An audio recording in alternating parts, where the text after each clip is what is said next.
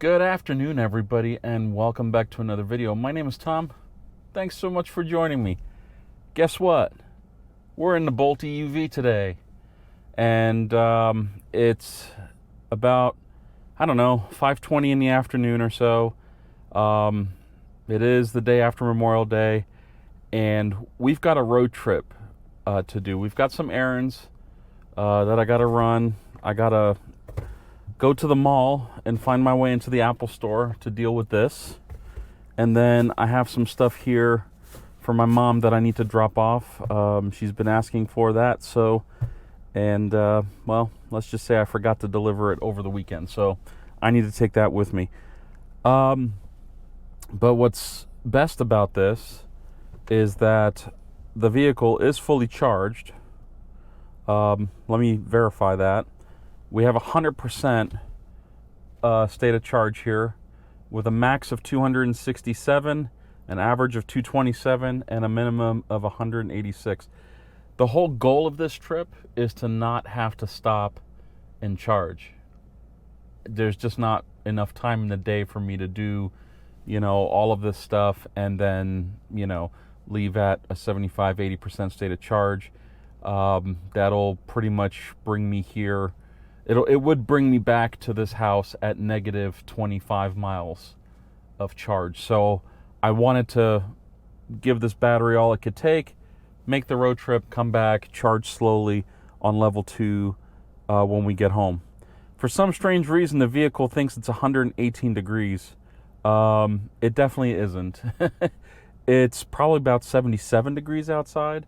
Let's see what the watch says. 78 degrees. So 118 is clearly wrong. I don't know. It's been sitting in the sun all day, so maybe that's got something to do with it.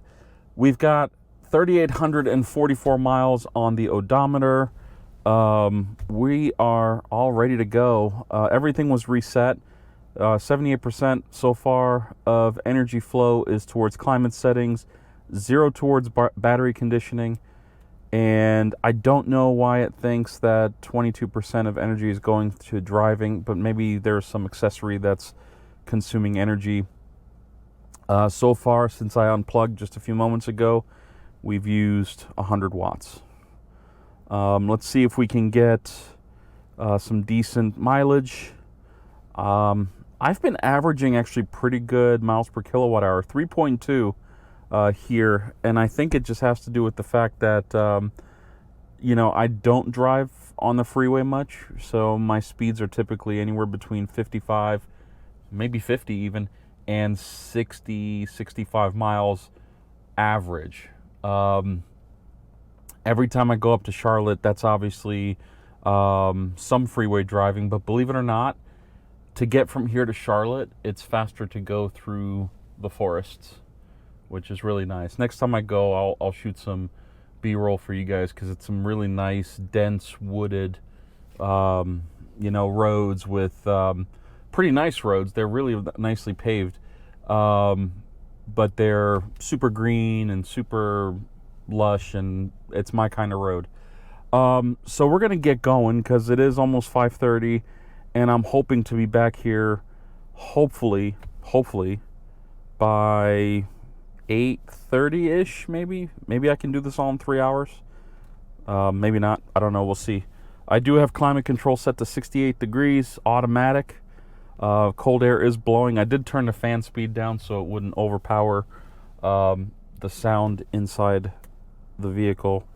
I think I have everything, and we're just gonna get on the road. No hood cam today. You guys are gonna be in here with me today. Just because of the fact that I couldn't find the magnetic mount for the hood.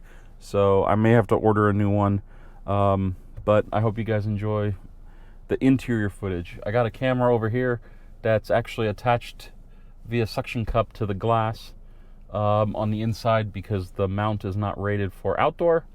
So let's roll. Sport mode's on. We're doing one pedal driving. I have lane assist on, but I think that's about it. I already have our CarPlay configured. I don't know if you guys can see the screen at all, but boy, whoa. that driveway needs to be resurfaced. So we're gonna head out. We're gonna hit the road. I did take Kubo out for a spin today. He did great. Coming up on 20 hours on the clock. So it's about halfway to its first maintenance cycle. I think the manual said 50 hours. But I'm gonna probably do it at 25 hours, I think. Just because, you know, I don't know what kind of oil's in the engine. I don't know if it's break-in oil or if it's regular oil. But I definitely prefer to know that all of the fluids are what they're supposed to be at the specific levels, etc., etc. You know, when you pay for something, you want to know that what you're doing with it is correct, and part of it is making sure that your fluids are in check. So let me get this thing into nav mode, because right now it's overview, and we're gonna roll. So let's see what we can do.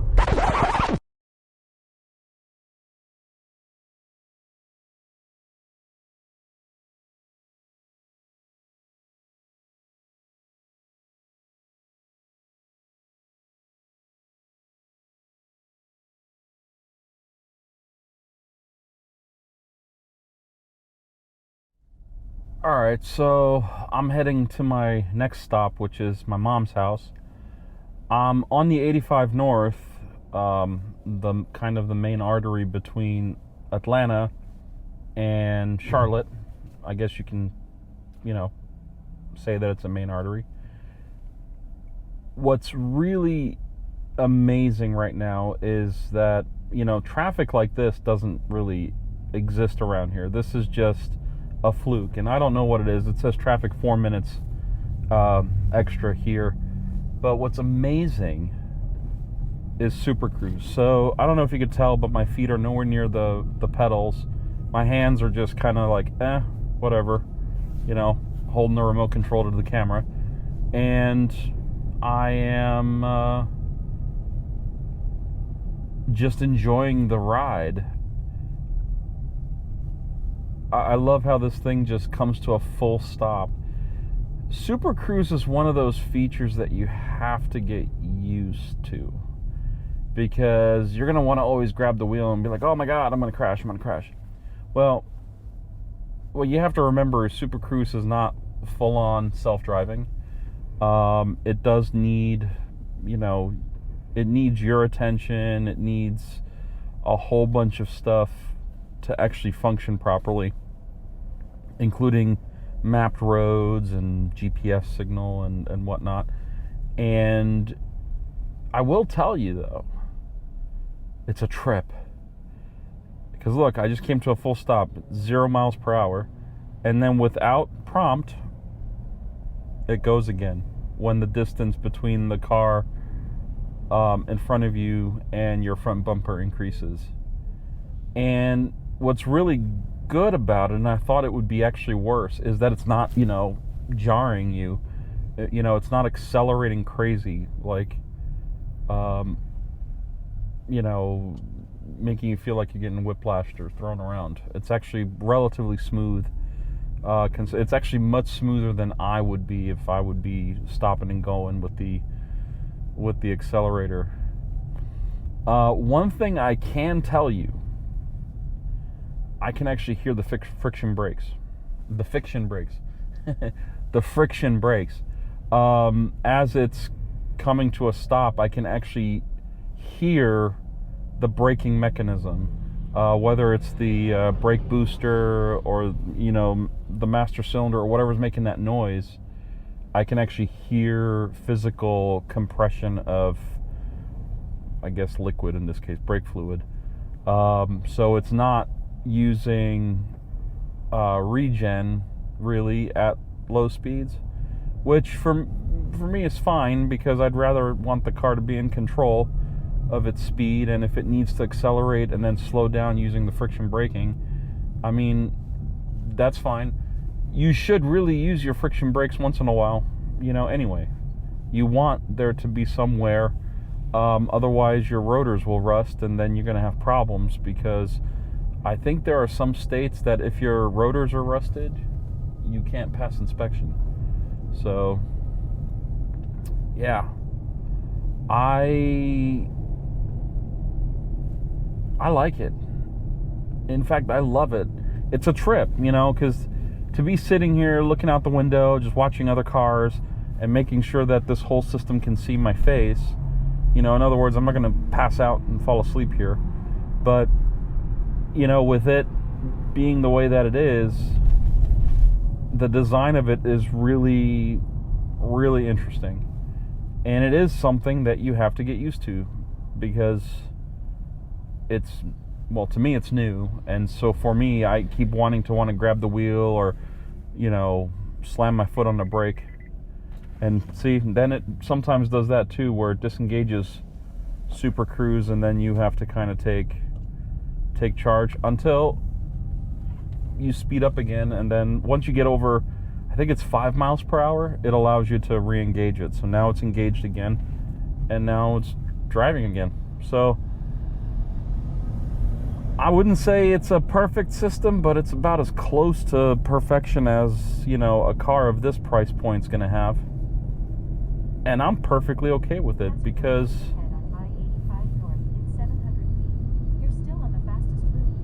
thank you. And yes, there is a hazard still ahead. So I really like it. That was my whole point. I felt like, you know, through stop and go traffic, I thought I was gonna, you know, have to kind of do my own thing and drive the car, but no, when I realized that the car was slowing down and maintaining a safe distance between me and the car in front of us, I just I thought, let's put the camera on. So anyway, off to my mom we go. Enjoy.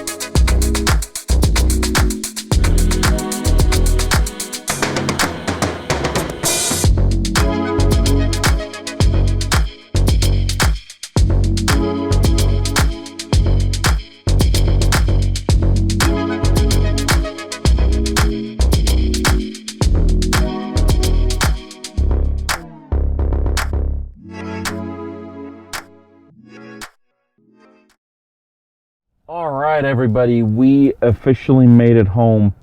So somehow I must have miscalculated my mileage, or I must have gone a different route than what CarPlay was telling me to go, because I still have 50% state of charge left. I don't know if you can see this. Here, let me maybe turn these off.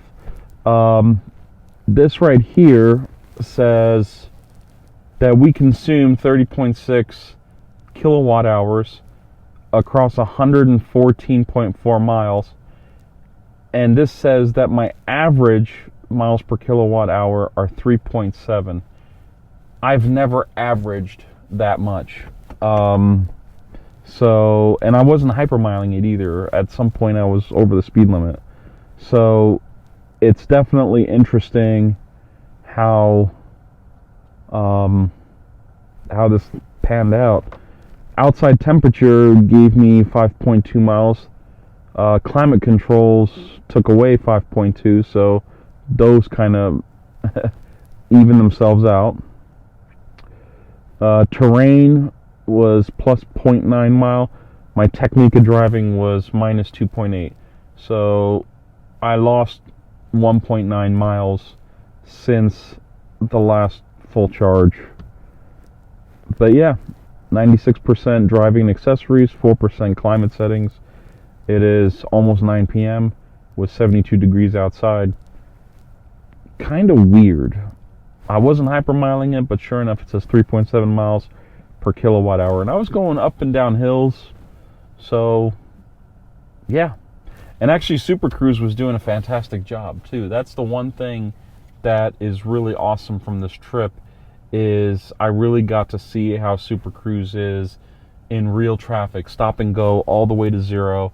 Stay put for, I don't know, 10, 20 seconds, and then take off again. And how fast it was doing that. It was using the friction brakes because I could actually hear them being used, which was really, I think, amazing. It was really great. So yeah, I didn't have to charge it to 100%, but I guess it's okay because I took off right away. I've been gone for just about 3.5 hours. So I am going to go inside now, edit this video, and we'll see you guys next time. Thank you as always for watching. Have a good evening. Bye-bye.